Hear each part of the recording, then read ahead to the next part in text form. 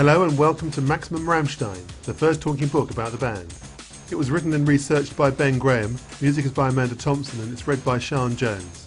You can check out our full catalogue on our website at www.chromedreams.co.uk.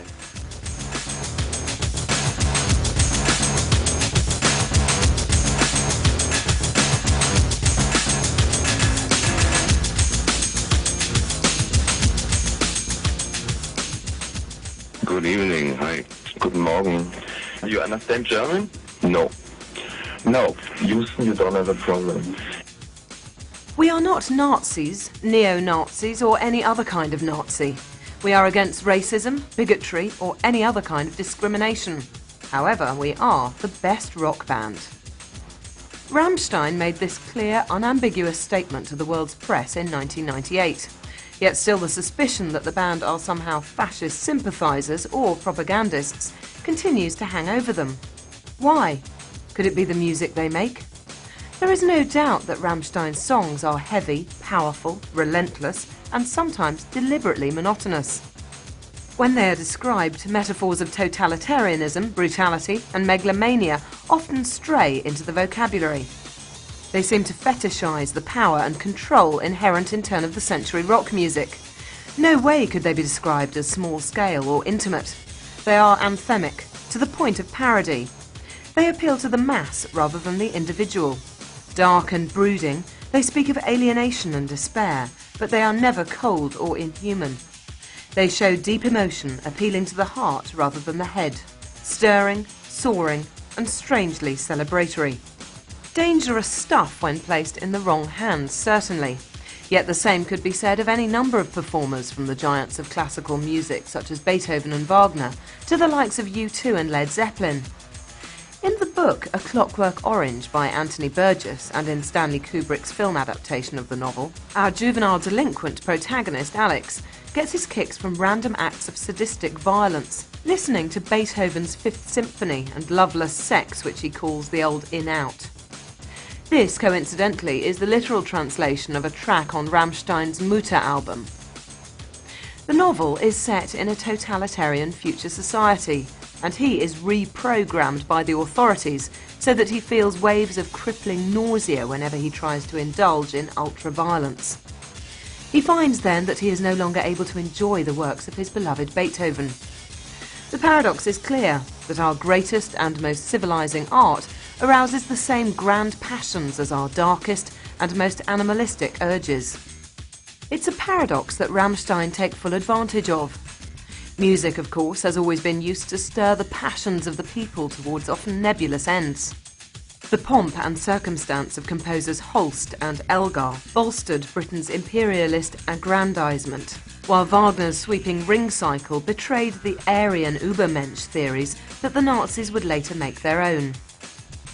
Jim Morrison of The Doors studied mass psychology and the living theatre and talked of inciting riots at his concerts, while David Bowie notoriously flirted with the concept of the rock star as fascist dictator in Waiting, the stadium concert as Nuremberg Rally. The use of lighting and set design has been used to foster an effect. The grand build-up, the overwhelming sound system, elevates one human being on a faraway stage into a Superman of mythic proportions. It's become a somewhat glib cliché to say that Hitler was the first rock star, but he was certainly the first to use the trappings and designs that later became commonplace in large-scale rock productions in the 60s and 70s. He may have been making speeches rather than playing music, but he was appealing to the emotions of his audience, not their intellect. Arousing their irrational fear, their buried self-hatred, their insecurities and need for a strong collective identity. Their need, too, for an outlet for all these frustrated paranoia and desires. And all Rammstein are doing is making it obvious, overstating the connection, playing with it, and in so doing, pointing out the inherent dangers in the form. Some, for example, Germany's previous biggest rock-selling act, the Scorpions, would use all the trappings of stadium rock utterly unashamedly, manipulating their audience into a dumb, unquestioning frenzy of hero worship and adulation. Rammstein, however, send up the whole conceit, using the power but undercutting it with a massive dose of black humour. They also own up to exactly what they're doing, which can get them into trouble, whereas the Scorpions just walk blindly and blandly through the clichés. They also sing in English. Rammstein choose to sing in German, which, being their native language, is fair enough. But such is the homogenisation of the global music industry that all international selling rock bands are automatically expected to sing in English or American English, to be specific. So unusual is it to hear a band singing in German, and so deeply ingrained is the association between Germany and Nazism, that hackles are instantly raised. Particularly when half the time Rammstein's vocalist Till Lindemann doesn't so much sing as bark. Particularly when the music behind is dark, oppressive, brutal and militaristic. Particularly when the band are known to sing about taboo subjects of sexual perversion, pain and violence, and when they play overtly with themes of power and control. It's even been rumoured falsely that Till actually based his clipped, forceful intonation on recordings of Hitler's speeches. Just as it was claimed that the cover shot of their debut album, Herzlied, showing the six-piece band bare-chested against the backdrop of a blooming flower in close-up, was some kind of promotion of an Aryan master race. OK, so they have short hair, half of them are blonde, and a couple are fairly well developed, but let's not get carried away. The group themselves admit that the artwork was tacky and tasteless, and unintentionally camp.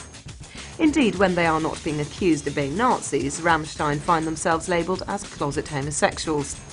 That's the other problem with singing in German. When it doesn't sound brutal and aggressive, it sounds camp and comical, especially when Till croons sweetly over an acoustic guitar backing. The band, incidentally, deny being gay, but state anyway, so what if they are? Rammstein claim not unreasonably that journalists like to stir up controversy just to sell papers. They write, they say, mostly about normal romantic themes, using metaphor and allegory in the same way that songwriters have always done, from the Middle Ages to the Beatles and beyond. Each album only contains 2 or 3 songs that touch on a taboo subject, and the band point out that kids today see so much trash, dirt and brutality on TV and all around them that they're hardly endangered orphans at risk of corruption. Till is adamant, in fact, that all his lyrics are about love in all its forms.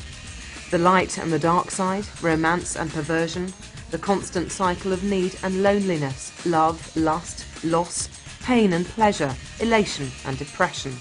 The chase, the triumph, the feeling of being trapped by a relationship, the way ultimately we are all at the mercy of forces beyond our control.